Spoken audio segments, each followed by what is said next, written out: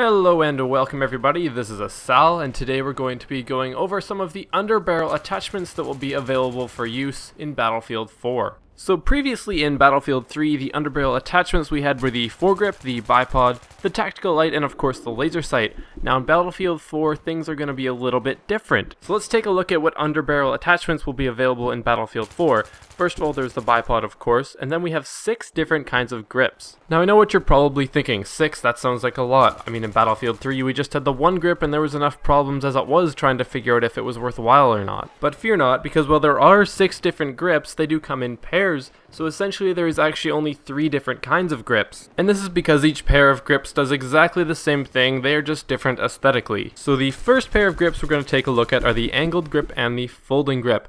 Now what these grips do is they decrease your first shot recoil. How is that useful, you may ask? Well, here you go. So you have a burst fire weapon or a semi-automatic weapon. That first shot, the recoil is going to be less and making it easier to control when you're firing sequential shots. Essentially, if you're going to be firing over any sort of range, these 2 grips are going to be really great options and they're really going to help you down guys from those further distances. Now, I'd quickly like to note that none of these grips have any downsides. So now when I say downsides, I'm referring to the foregrip from Battlefield 3.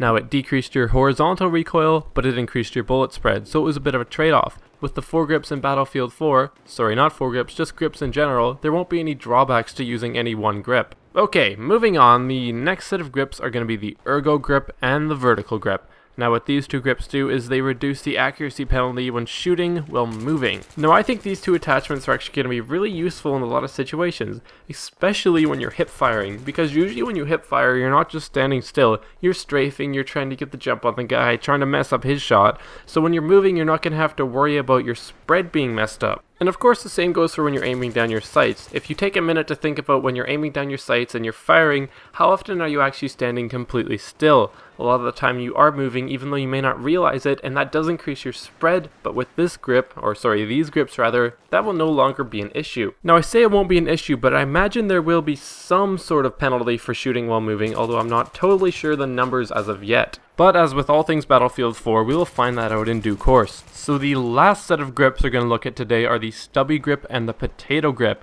Now what these 2 grips do is they make you recover to normal accuracy faster when you're coming out of a sprint. So if you consider yourself a run and gun player, these 2 attachments will help you a lot.